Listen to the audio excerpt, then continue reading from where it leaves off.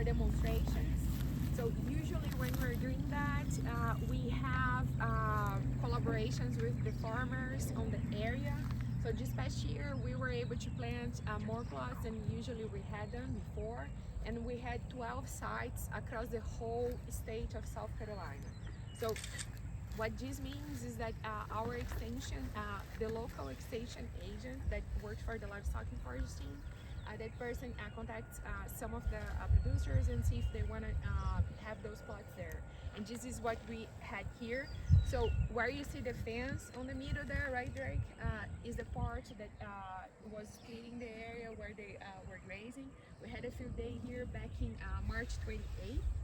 And we were able to talk about the plants at that time. Then they were grazed after that.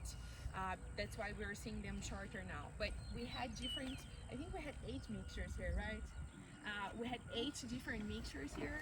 And we had ryegrass, we had rye, I think we had oats here. I'm not remember if we had oats here. We have still alfalfa here, as you can see. We had clovers, different clovers, red, crimson clover, balança, different clovers. Also, we planted brassicas here. Brassicas that we had, I think we had radish and maybe something else on the mixture here. But just past year, we had several days that were colder than usual for the region. And brassicas do not tolerate colder weather as we got. We got temperatures here around 10 degrees Fahrenheit, which is around like minus, I don't know, minus 5 or so in Celsius for those of you that you're familiar with Celsius. And we, for that, this plot right here that you don't see a lot of vegetation there, it's one of those that had like brassica growing and just went away when we had those consecutive days that were really cold there. Then it was really good to see these different mixtures, because the reason that we're using mixtures is because we're trying to just extend that forage season. Here in the southeast, we're able to have the animals grazing on the on something throughout the fall, late fall and winter months.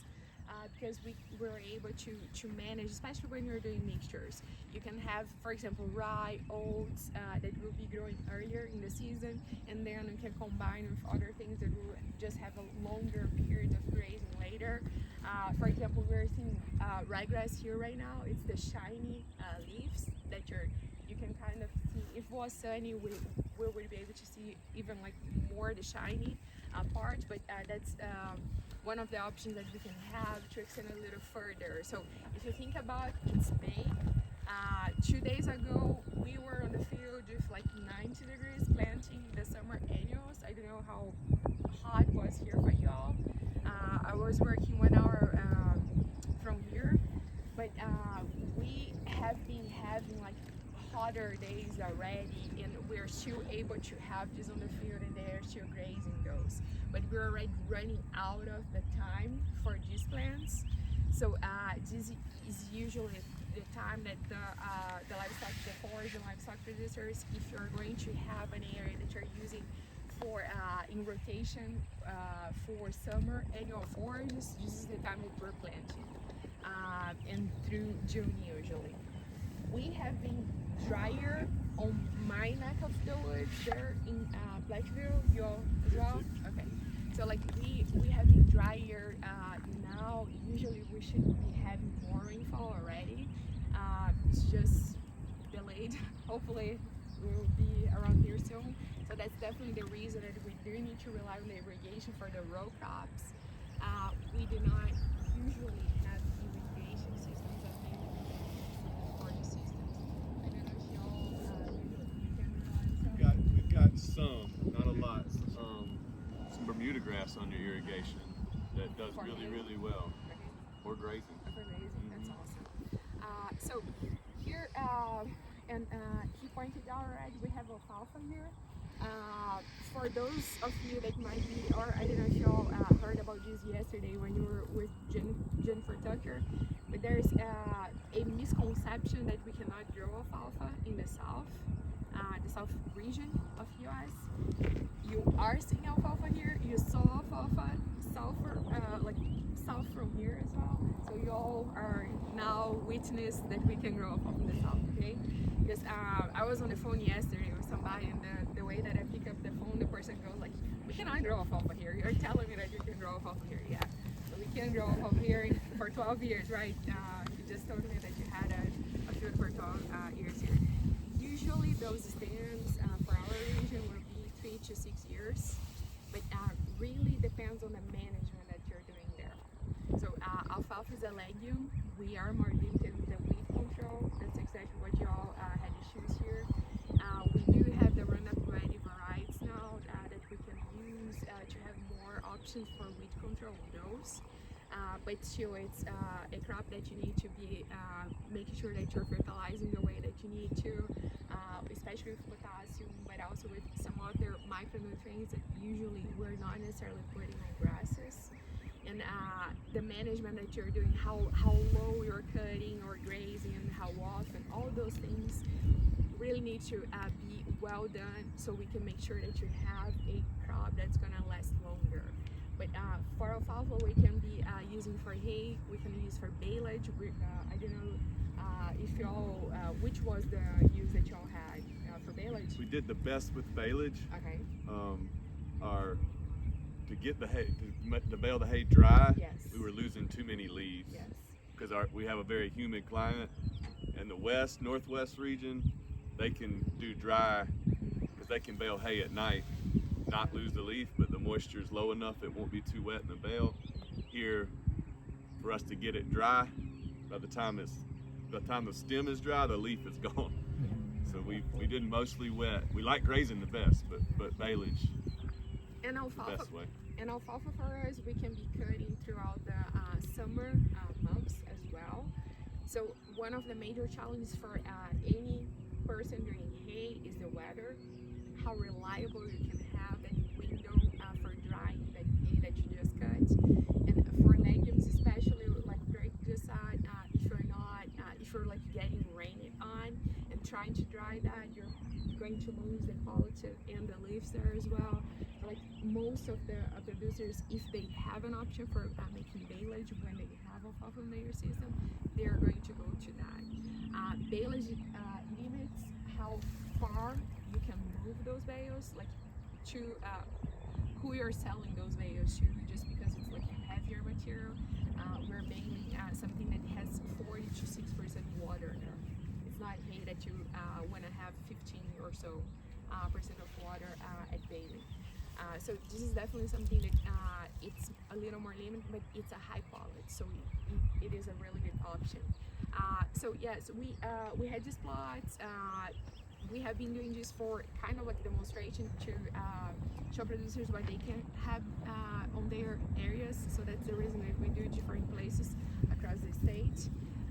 And this is always a good thing, like just coming here and seeing first hands-on and really seeing how those plants look like.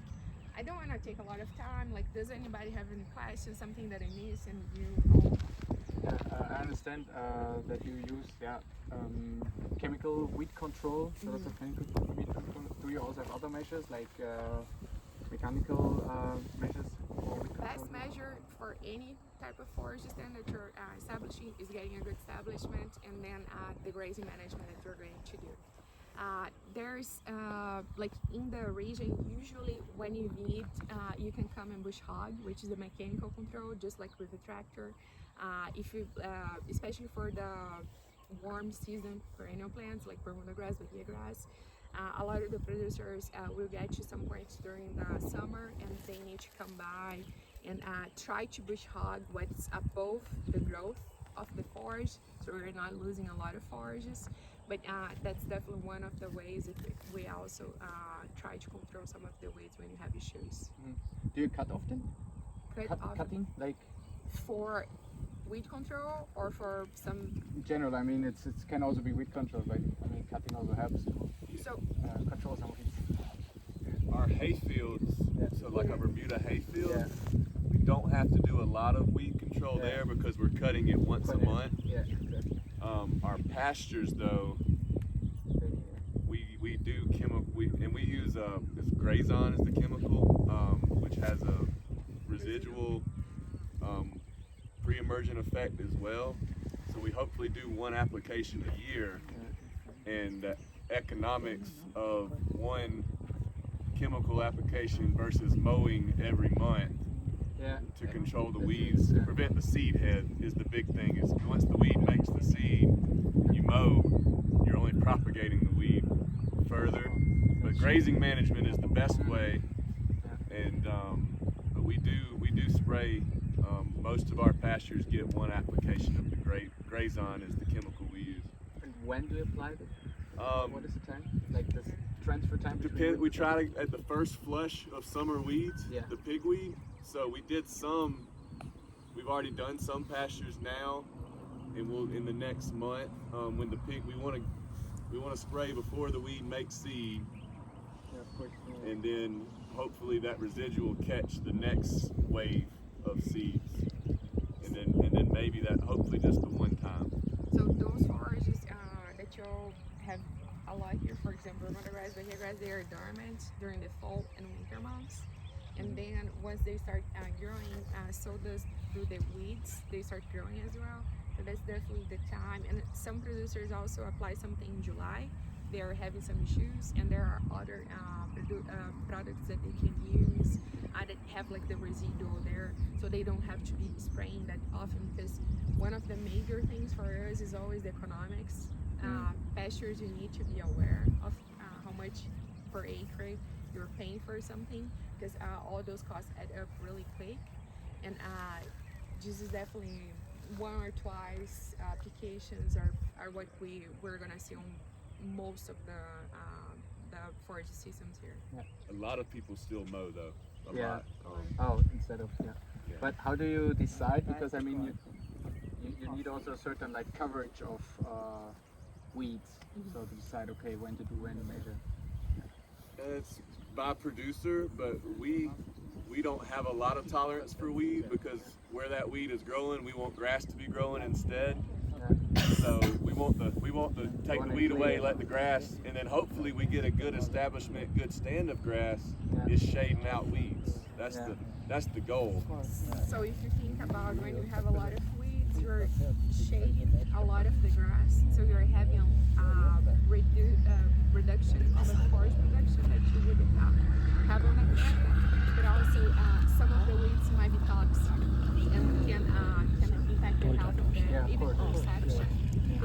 A lot of even the spine amaranthus that you make the pigweed has the spines that can come and get on the guns or the eyes, and a lot of the animals end up getting hurt, and you're gonna have to treat those animals later. So like there are definitely different tolerance that some producers have. Yeah, but early control is the key. So Yeah, because the weeds are also taking the water and the nutrients from the grass that could be growing there, right? So like there are different things that we need to make sure that you're going to have the best forage production that you have there, especially when you have such a large herd. Making sure that you get the most of the fields, definitely something that they're trying to do. Our winter annual grazing, we don't have to usually do any chemical weed control. If we get in there in September, October, and we'll usually the summer grass is quitting anyway. It's starting to get cool at night, and we can go in with a minimum tillage. So it's a vertical tillage tool. It's called a turbo till. We'll make one pass with that, then broadcast the seed, and make another pass with that same tool to incorporate it just enough to get soil contact. And then if we get water and good weather, we get a good early stand of the winter annual. And then it doesn't let the like mustard, the winter weeds are not a problem. It's the summer weeds the summer weeds are more aggressive than our Bermuda grass. This here has had no herbicide. Yeah. No herbicide. Yeah. And that's pretty standard all across. Like most people just try to control the weeds on the summer because Summer's they're the more competitive, and usually they are grasses as well, the winter grasses, or are some things like pigweed that you have a lot of other issues.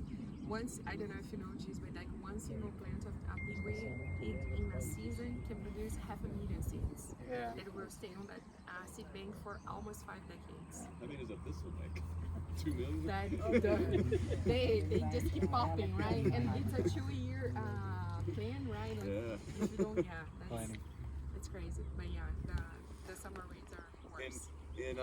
In Germany or in other countries, is there restrictions on chemical weed control? Are you In able to use pastures? products in pastures? I don't know, but we don't use